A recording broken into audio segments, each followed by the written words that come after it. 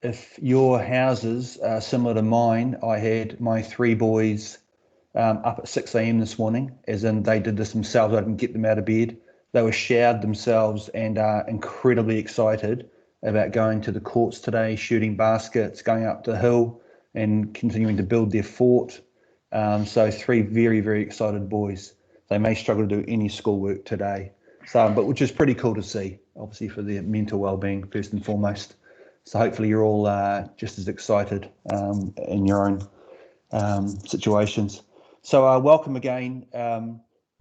I'd like to also welcome Colin Stone. For those that are new to this call, Colin is Sport Wellington's Regional Partnership Manager.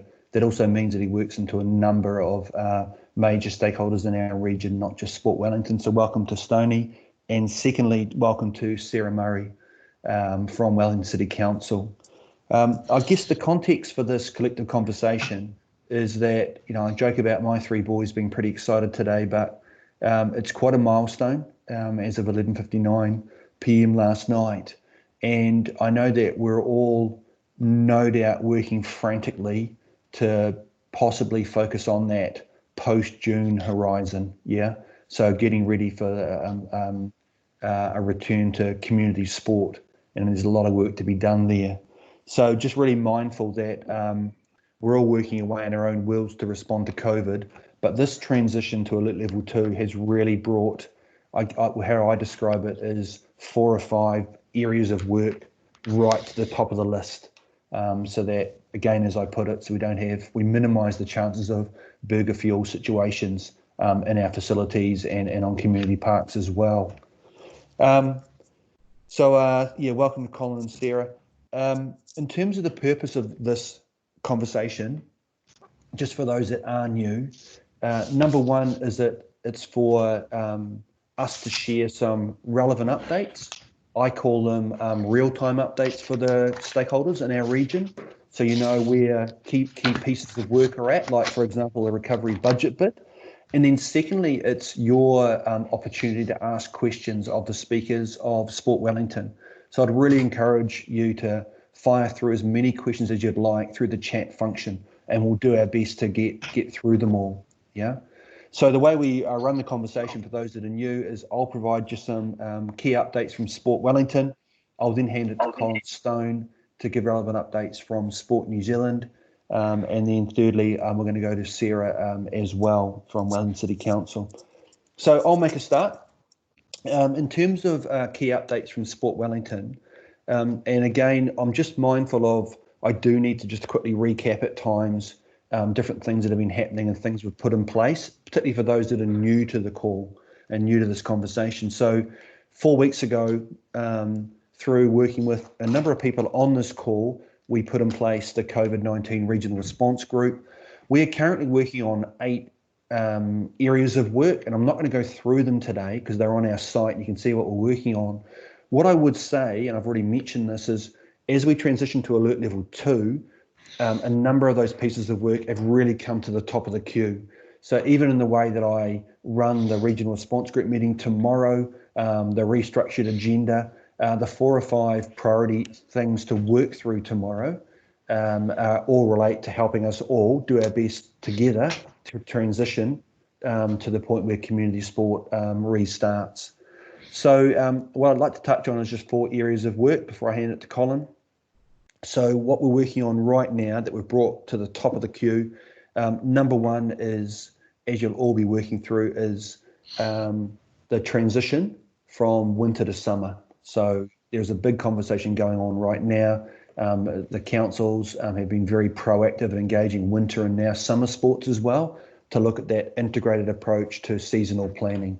So that's clearly a priority piece of work. I know, Stoney, that Sport New Zealand are targeting this Friday, sending out just some guidelines to help with that conversation, which will be well received. The second area of work is around I guess I describe it, the health and safety system that we're all working to design and put around any activities. So not just sport, but whether it's a recreation activity, so that when Colin turns up in his car, what does he do when he gets out of the car, right through to the last thing he does before he gets back into his car. So I know a number of us are working on that sort of health and safety approach, so that we're delivering activities at alert level 2 safely for the participants. So we're working really hard on that right now with a number of stakeholders. That'll be a real priority area of discussion tomorrow at the regional response group. The last two areas to mention that are real top priorities right now is the contact tracing software. Now, I understand that depending on what scale you are delivering your activity, there'll always be the need for some sort of paper and pen system, no doubt. But secondly, as I know that many of us are looking at the right contact tracing software solutions. I know the number of sports are looking at the Sporty ID Me software solution, and in a few minutes' time, Sarah will talk about the Wellington City Council Ripple app that they're running with as well. So that's again a priority area of work. And just the very last area that's real top of mind right now, and I know many of you are working hard on this, and that is how can sport and recreation be adapted to be safely delivered. So what I mean by that is netball has a working group, Netball New Zealand zones, centre staff, etc., all the way through a vertical working group. They set it up several weeks ago, and they're looking at, for example, how can a netball centre deliver netball safely. So they've had to adapt the duration of the game so that X amount of boys and girls can leave the centre, and then before Y amount come onto the centre into the facility. So that's mean that they need to look at the duration of the game. So there's a lot going on right now. And rest assured that the regional response group every Friday, we're bringing these to the top, and we're making sure that we're collaborating as much as we can, and rest assured as quickly as we can. I know that this, it's all about pace right now, rest assured. So just want to give you a sense of the priorities from a Sport Wellington perspective. What I'll do now, Colin, and I'm willing to take any questions, just fire them from the chat function. I'd welcome those. Colin, what I'll do now is I'll ask for the Sport NZ updates for the stakeholders on the call before we go to Sarah. Thank you, Stoney. Yeah, thanks, Rog. Look, it's quite interesting. Rog talks about real-time conversations. So some of these conversations are literally real-time.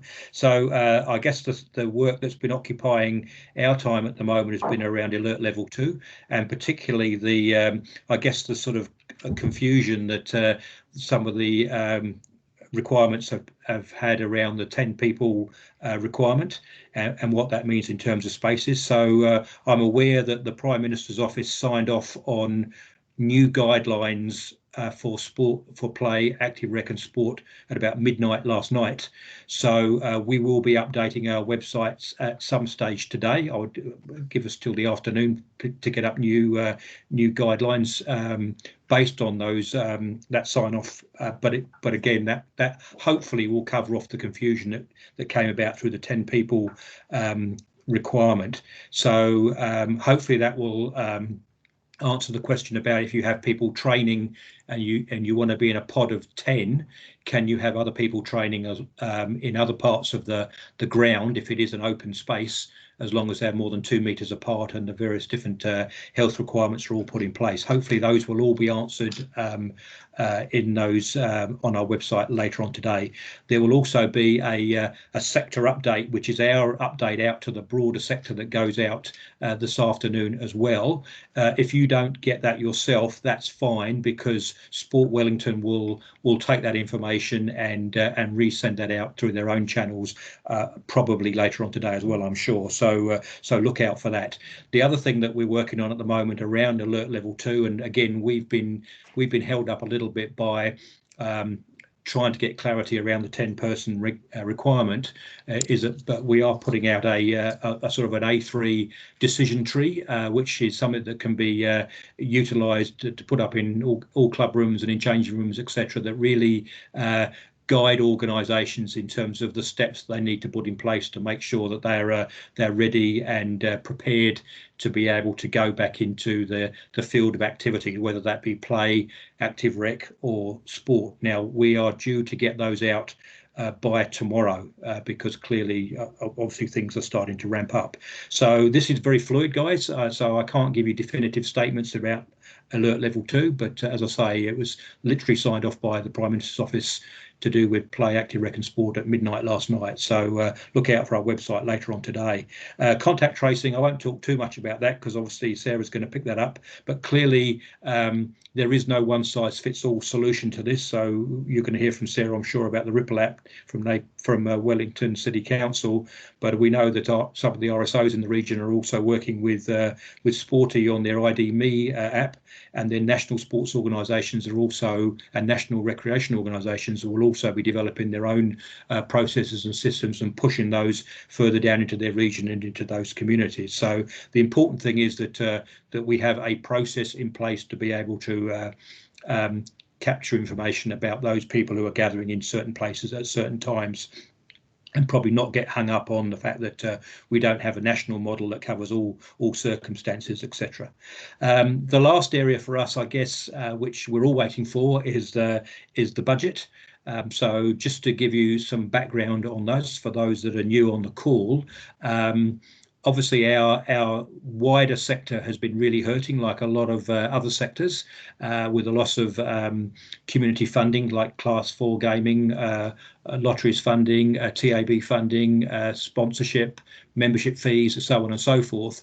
So about 3 weeks ago, with the aid of KPMG, we carried out a major survey of the wider sector to understand the funding or investment from the sport and active recreation and play system that was now missing, and that has obviously been a substantial amount of investment that has formed the basis of our budget bid.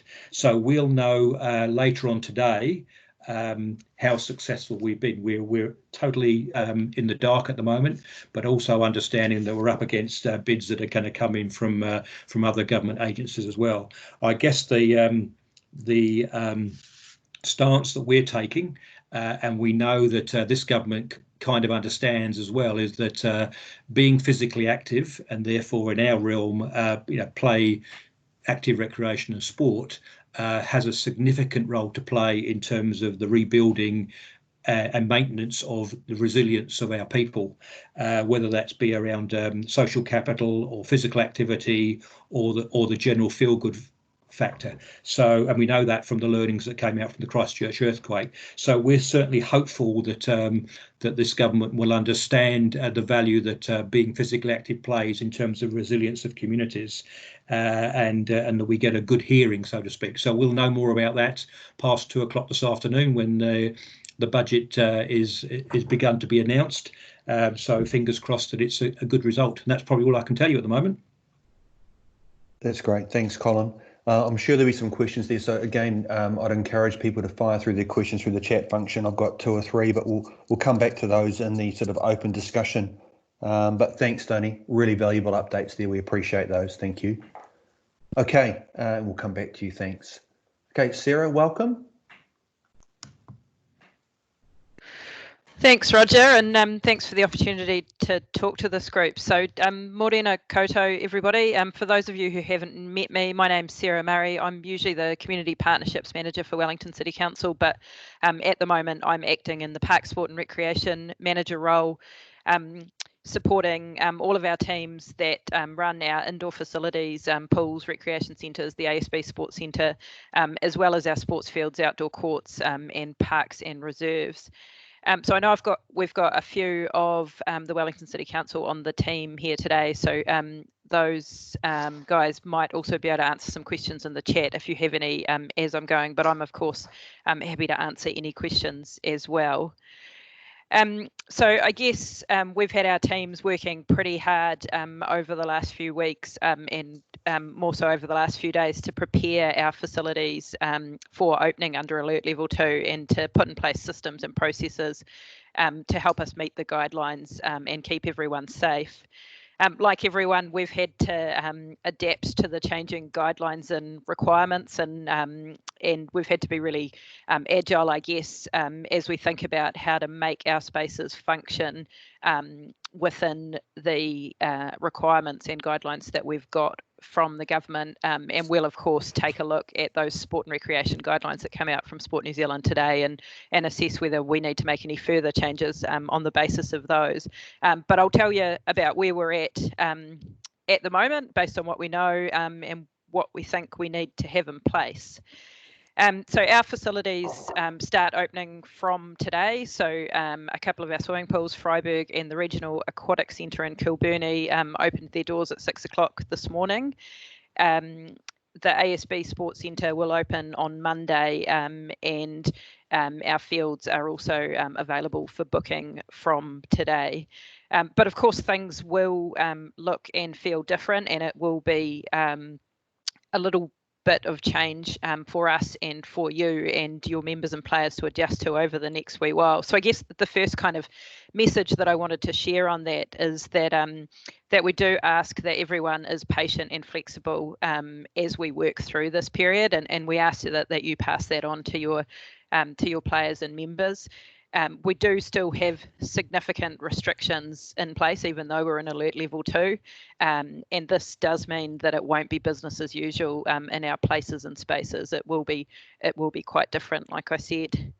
But of course, health and safety is our top priority. That's in health and safety of our staff, but also of our community. So that's you guys and your players. I think an important point to note at this point is that the government has signalled that Alert Level 2 will be reviewed on the 25th of May. So that's actually only a week and a bit away. So I guess in terms of planning and what happens over the next wee while, it's important to recognise that this is quite a fast-moving space, and where we find ourselves over the next few days and the next week will no doubt change in the coming weeks.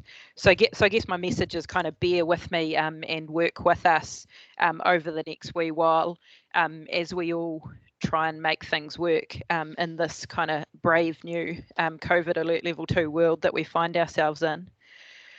So in terms of what will be different, I think Megan's got a slide that I flicked through to put up with some pictures that Mornay, our ASB Sports Centre manager, has sent through.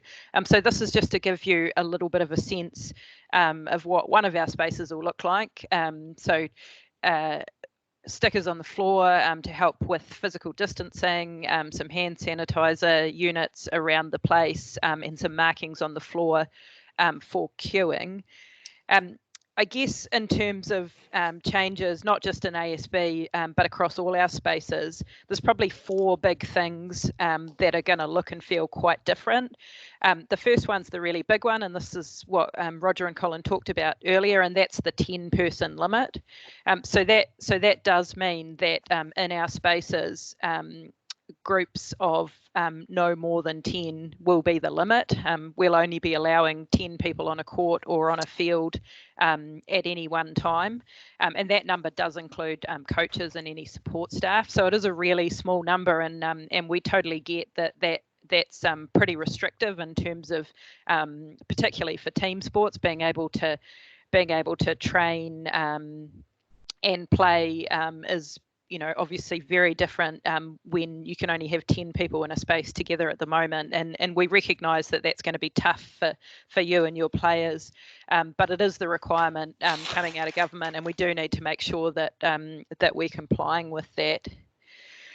The second thing that's going to be different, which has been talked about quite a bit already on this call, is contact tracing. So as Roger alluded to, we've been working hard to develop a system for Wellington City. So unfortunately, the app that we've got available is only subsidised for Wellington City spaces, but it is an app that is an option right across the region and in fact across the country. And if you haven't seen it already, the app's called Ripple. Jump on the website and have a look. There's a link through our website and there's a Ripple website as well. So Ripple is a QR code based contact tracing app. So What you'll see in Wellington City Council places and spaces is actually a mixed approach. So in our swimming pools, where we've got a bookings and membership system in place, we'll be using that to trace people. That's really simple and easy, both for us and our customers and visitors to those spaces. In other spaces, we will, including the ASB Sports Centre, we'll be using Ripple. So there'll be a QR code when you come in, and we're asking people to download the app and simply scan the QR code when they come in. It's a pretty simple and secure solution. Our team did a lot of work assessing the privacy the privacy components of the app, and we're really comfortable that that it is a good solution in terms of keeping people's information private. It doesn't collect any data from you. All it does is register that you and your phone were in that space, and then provides a way for the health authorities to send a message to you if they need to, in the case that that you need to be contacted because someone in the space that you were in at the same time has tested positive for COVID.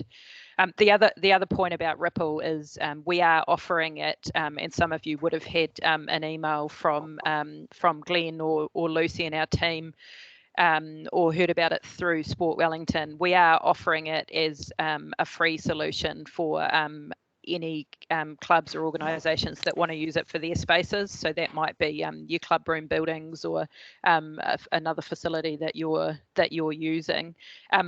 As has been mentioned already, we totally recognise that this is a really fast-moving space, and some NSOs and RSOs and some clubs have found solutions already and have got other systems in place.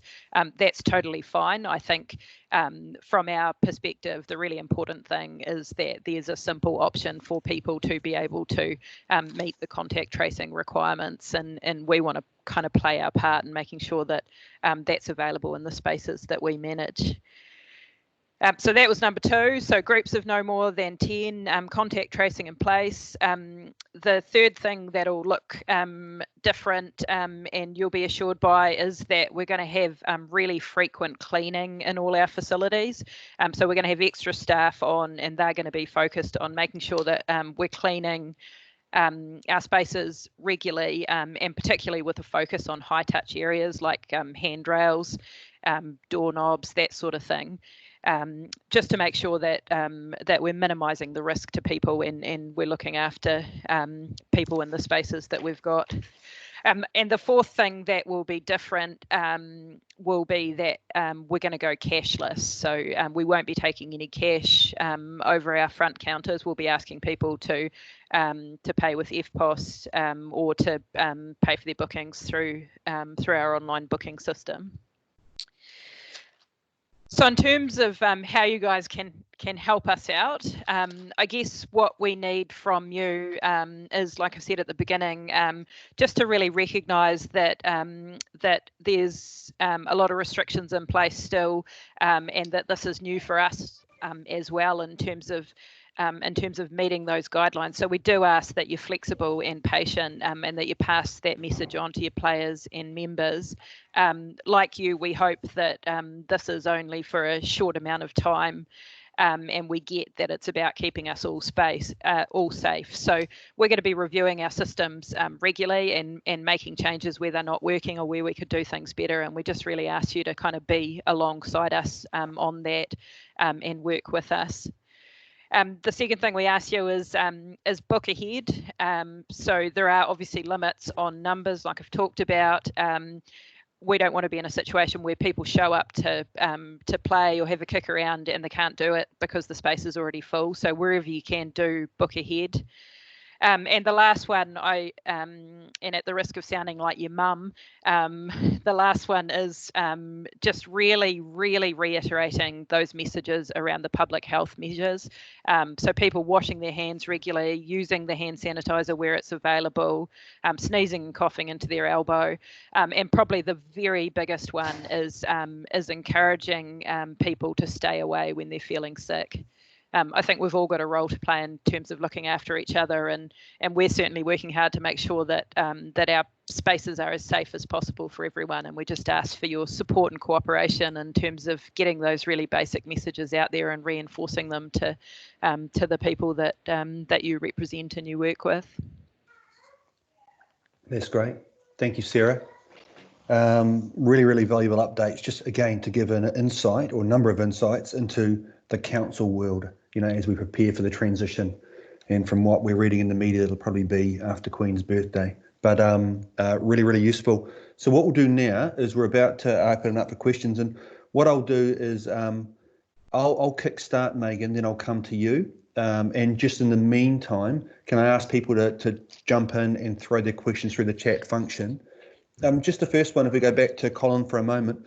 Colin, so we're all crossing everything with regard to the outcome of the recovery budget bid this afternoon. Can you give us any insight into how things will play out beyond this afternoon? And why I asked that is, and I'll come back to it later, but obviously on Monday, the Sport NZ Community Resilience Fund went live, and that's all focusing about immediate relief in a 3-month window for stakeholders, regional and local, and the 14 regional sports trusts are administering that. So that's now in play. Now it's live for the next few weeks, and then we've got the recovery budget bid coming in. So what is the thinking, or at this stage, that you can give the stakeholders an insight as to how that's going to play out over the coming weeks? Oh, you're on mute, thanks, Tony. A lot of that's obviously going to depend on the quantum that hopefully comes our way, Rog. Yeah. So at the moment, in terms of our response, there's 3 phases to our work. One's the sort of immediate response, which is for the first 9 months, which clearly we're in now, and then which is about preserving the system as much as we can.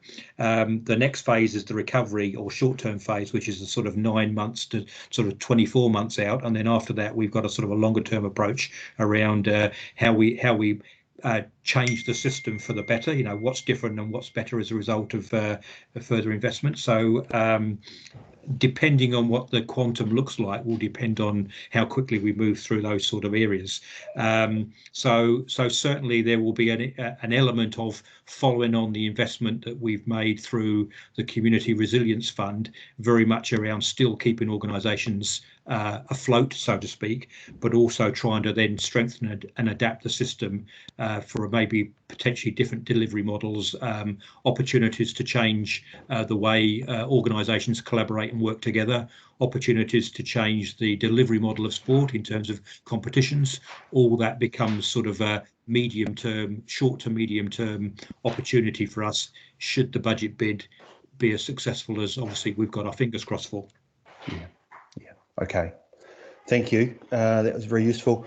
And just going back to one other area, so many organisations on this call are working, as Sarah said, so hard right now to prepare for essentially the resumption of community sport. We're all well aware that tennis and golf have done some really good work because they essentially started delivering their activities at alert level 3. So is there any work that Sport NZ's done around sort of profiling or packaging up what tennis and golf have done so well, so we can leverage that, as I say, at pace, while hockey and other sports on this call are sort of frantically working to get their own systems in place? They can leverage off tennis and golf. There's an opportunity to do that. Well, yeah, as far as I understand it, I'm to be honest, I'm not close to tennis or golf as in my role, but certainly the work that they've done has I guess enabled them to set a platform much quicker than some of the other codes. So yes, they are sharing that at NSO level. Yes. I don't know the outcomes of that, but that's definitely. I mean, one of the great things that's happened as an outcome is. From the current situation we're in is there's a higher level of understanding of the need to share and to collaborate. So at the regional level, we see it strongly happening in Wellington, but we also see it at the national level with national sports organisations really starting to share intel and share information and work together, and recognising that at the heart of this is about getting people back to participating in physical activity, sport, active rec and play in a safe and managed way. So the opportunity to collaborate is coming through very, very strongly. I don't know the outcome of that collaboration, Roger, but it is happening. Yeah, that's great. Now, what I would say just to that is we've got a webinar we're running tomorrow from 11 till 12, and it's all about delivering sport and rec safely at level 2. And we've got another one next week, and we're involving tennis and golf in those, so we can sort of accelerate people on this call and our understanding of what they've done successfully and anything where they've made a mistake and what their learnings are, so we can mitigate making the same mistakes when we prepare to do our stuff at alert level 2. So we'll be running that tomorrow from 11 till 12, that webinar. Okay, and just a quick question for Sarah. Sarah, the work that I know that Wellington City Council have been leading some collaborative work across other councils in working with winter and then summer codes to look at that 12-month integrated approach to seasonal planning. Could you just give the group on the call just an update around where that work's at and how it's being undertaken? I think it'll be of value. Cool. I'm not sure if we've got Lawrence on the call or not, but Lawrence, our sports field manager, has been working with the other sports field and turf managers across the region and leading that. I think at a really kind of basic level, what we're looking to do is get things back to a sort of normal pattern as much as usual. So we're obviously working with the winter codes around when their competitions will resume, and that's guided by the NSOs and also the guidelines around community sport and when those larger gatherings can happen again. What we'd like to see is a scenario where we get the winter season back up and going. Potentially it goes for a little longer and we shorten our turnaround period in terms of preparing fields for summer codes, but as much as possible we get the summer season happening as usual from its usual start time. Okay, and we think we can do that. The team's been working really hard looking after fields and pitches over the last wee while, and we're certainly committed to getting everyone back out there as soon as we can. Yeah, that's fantastic, and I've just got to acknowledge, it's so great that I'm sure we're all thinking this, to see WCC collaborating with other councils on this sort of integrated approach. It might sort of sound like a no-brainer, but I'd imagine it's a very big piece of work involving a lot of conversations and communication. So thanks for doing that to you and Lawrence and the rest of the team. And just one other point I'd like to make to everybody on the call, because I know you'll all be wondering about this. Certainly, it was my first bubble thought when I heard about Wellington City Council and the Ripple app solution, and that is, as you'd hope, Sport Wellington is advocating very strongly to the other 7 councils for them to consider their uptake of the Ripple app as well, just so that ideally there's a consistent approach across everyone on this call, our region. So that communication is happening right now, CEO to CEO. So we'll see how we go. And I know that Sarah's been proactive in advocating as well to her sort of counterparts across the council network. So thanks again for that. Okay, so I'll just go now to Megan, my colleague, and just ask around any questions that have come in, please, Megan. Hey, Roger. Yeah, we've got a couple today. The first one is from Swimming for Sarah, asking about how the 10 people limit works for pools. For example, could a club have multiple groups of 10 in the pool?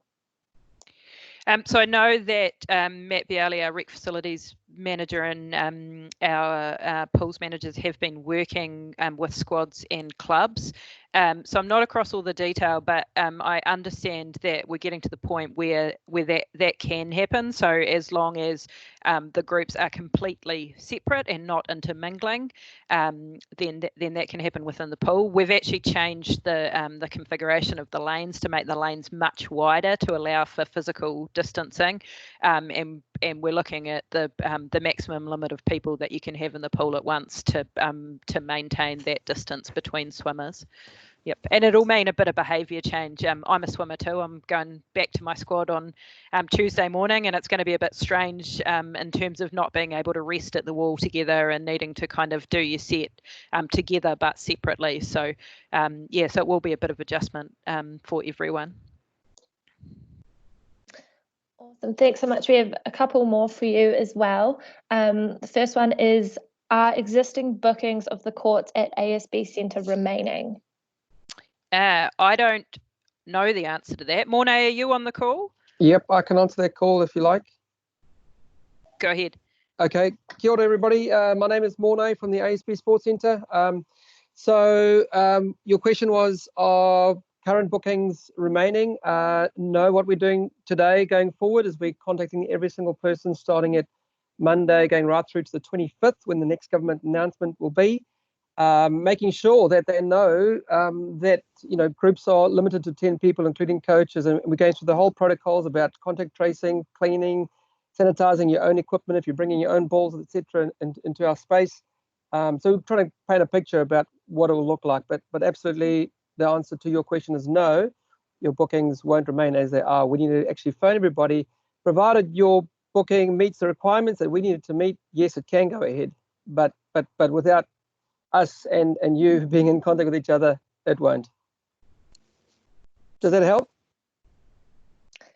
Awesome. I imagine that is super helpful. Thank you very much. We have another one for the council asking for sport code and groups utilising spaces and places.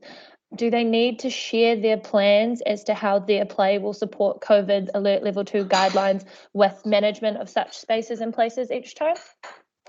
Yeah, so we'll as Morne talked about, we'll talk that through with codes or clubs making bookings. So I don't think that we need to see all of your plans, but we do need an assurance that you've got a plan in place and that you're able to operate within the guidelines. And that's to keep us safe and to keep you safe in terms of accountabilities around the guidelines. If I could just make a quick comment there, it may differ between indoor and outdoor spaces. So typically in the indoor spaces, we are employing extra staff around cleaning those high-touch areas Sarah spoke about earlier, but they'll also be looking at maintaining, for example, 10 basketballers coming in casually. If they're drifting into different courts, we're going to be making sure that in each space, in other words, in each court, 10 people remain. So you might find that a bit more challenging, and obviously in the outdoor spaces. And like Jacinda mentioned, it's about people taking responsibility and ownership and all helping us as a team of 5 million get through. Yep, that's a really good point, Morne. And obviously, we don't have any staff on outdoor fields, so we really are relying on you guys to abide by the rules. We're not opening our changing rooms just yet. That helps to manage things in terms of cleaning and spacing. And obviously, we don't do cleaning on outdoor fields. You guys will need to take responsibility for cleaning your gear, balls, training mats, whatever you're using. But changing rooms and toilets in indoor spaces like swimming pools and rec centres and ASB Sports Centre will be available. Awesome. And we have a question about the Ripple app that asks, when looking at Ripple, how does it collect the information that the Ministry of Health are asking for? Does it meet all requirements, or do the sports need to have another system in place to capture this information? Yep. So our team has worked closely with PaperKite, who are the developers of Ripple, and have been in touch with the Ministry of Health and connected with them around those requirements. So we feel really comfortable that it does meet all the Ministry of Health requirements. What was the second part of that question? Will they need to have any other systems in place? Yep. So where the Ripple app is provided, or in our swimming pools where we're using our bookings and membership system, MVibe, they won't need to have another system in place. They will be covered by that. We're just looking at what our approach is for sports fields at the moment and whether we can have Ripple available there. I think it's an interesting one because it's all moving so fast, and I'm anticipating that actually there's probably going to be multiple systems in place at the same time.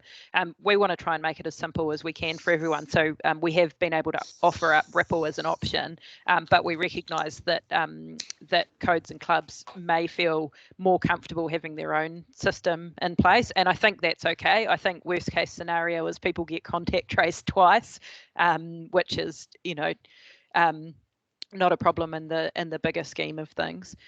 But yeah, simple answer to the question: where Ripple is provided, you can feel comfortable that your participants will be contact traced.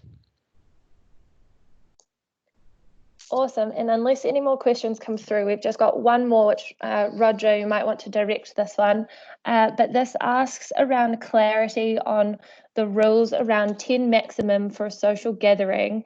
And it's from the Wairarapa Youth Charitable Trust, saying that they've checked that it does not apply to gym, yoga or dance settings except for outdoor settings where a limit of 10 applies.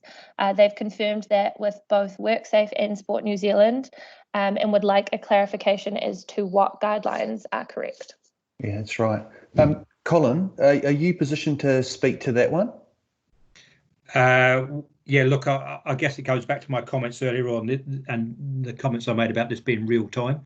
I don't know what was signed off by Cabinet last night at midnight, so we just have to wait and see what comes out, and it will hopefully information that will be on our website later on today. If it's not there, then I suggest that either they email Sport Wellington and you can pass that on to us and we can deal with it there.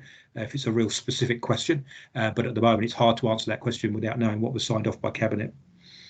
Yeah. Okay. Thanks, Tony. Yeah, so we're all waiting, obviously, to see what was signed off, including yourself. With bated breath. That's great, but it's even good to know that that's happening, to be honest. That's great. Okay, so Megan, no other questions? Just double check. No other questions. Okay, thank you. Thanks for your help. What I'd like to do in terms of just wrapping up from here, I do want to just to acknowledge and encourage every sport on the call.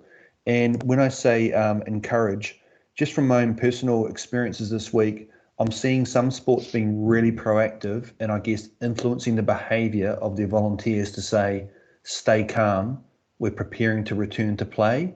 So I even know a number of volunteer coaches that had already got their engines going and had set up trainings in parks, etc., and they've all cancelled those. And so the messaging from regional stakeholders through to the thousands of community level coaches, providers, is just so important right now.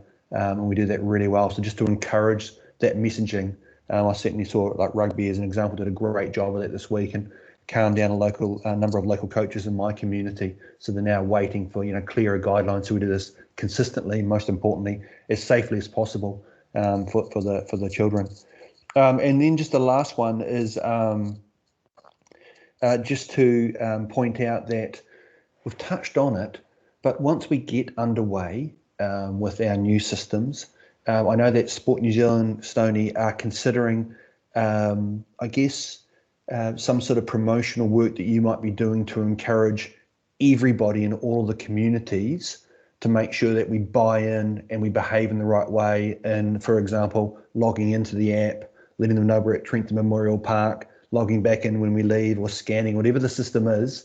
I know that Sporting Z and a number of the group on the regional response group have asked me to advocate for Sporting Z. But I know that Sporting Z will be considering how the work that you can do to support, I guess, the right behaviours at a community level as much as we can. So you're on mute, Stoney. Yeah, sorry, I just fell off there, so I missed all that correspondence. Oh, short story is I just pointed out to the group on the call, because we're all doing our own work to put in place our systems. So that activities are delivered safely, alert level 2, but that some sort of national promotional work from Sporting Z will be incredibly helpful just to influence the behaviours of people locally, so that, for example, the RSOs on this call aren't all launching into their own promotional campaigns, just given capacity and resource in that. So it's just how we join up in this work to influence the right behaviours locally. Yeah, no, totally agree. Yeah, that's great. So thanks for looking into that. Okay, I will just look to wrap up in thanking Colin from Sport New Zealand, Sarah and Mornay from Wellington City Council for joining the call and just adding value. I mean, we're all pointing to, from what I gather, Stoney, just reading between the lines in the media, it seems like a sort of a post-Queen's birthday. A lot of the competitive sport might be restarting. Are we reading that right? Is that your interpretation? Well, that's certainly how I would read it personally. It's always a danger of putting one and one together and making three. That's right. So we do have to wait until we get official information. And the other thing I'd just say really is that I may come across as vague at some time, but that's because we don't know any more than the sector knows. We don't write the policy. We actually try to feed into it and interpret it as it comes from the Ministry of Health and MB about how it affects our system and our sector. So we're probably only 10-15 minutes ahead of the system in some occasions in terms of how we interpret it and what it actually means in individual sporting context. So it is quite a challenging and fluid environment. And to go back to your comments at the beginning about real-time information, this is exactly what it is. Yeah, and I'm sure just to that point, everybody on this call will have a lot of appreciation for what you just said and be grateful for how open you're being, and even telling us that 11:59 last night the latest guidelines were signed off and we're about to receive them possibly this afternoon. So I'm sure we all, just given we are in the middle of a global pandemic, it's great to be walking in each other's shoes. Yeah. So, yep, thanks, Colin. Okay, just a reminder that tomorrow we do have the Delivering Sport and Rec at Alert Level 2 webinar from 11 till 12. And, we're on a mission at Sport Wellington to make sure that any webinar is of the highest possible value given the pressures that you're under right now and what your needs are. So that's our mission tomorrow, to have organisations there that have actually done this, and they can share what's worked and what hasn't. So that's when I go back to the golf and tennis that we're operating at Alert Level 3. So that's our mission. If you're not currently receiving the e-newsletter, again, every Friday afternoon we send out an e-newsletter, and every single week we're looking to make that of increasing value. And it is the latest updates, rest assured, and what's coming up in the following week. So it's real time. And the very last thing, and Megan's about to pop this into the chat function, but just a reminder that the Sport NZ Community Resilience Fund went live on Monday. Sport Wellington is administering that. We have 2 people in our team on standby to immediately respond to any questions that you shoot through to us. So the email, once you've read the information on our site, is CRF, so Community Resilience Fund, CRF @sportwellington.org.nz. So you can shoot through any questions there that you've got, and one of our team will immediately get back to you, okay? So we'll be super responsive to all of our stakeholders around that fund and doing our best to get dollars out the door to help with immediate relief. Okay. Thank you, everybody. Sorry, Sarah, I thought you were about to say something, but no. Thanks, everybody, for tuning in. Again, you're welcome to send any feedback to info@sportwellington.org.nz just around these sessions, any suggestions around your individual needs and what you suggest might be of value at future sessions. So again, we're really open to feedback. So anything we do is of the highest possible value. So it's a very sort of genuine offer and comment. Okay. Thanks, everybody. Enjoy Alert Level 2. Have a great day. Thanks all. Thank you, everybody. Thanks, guys.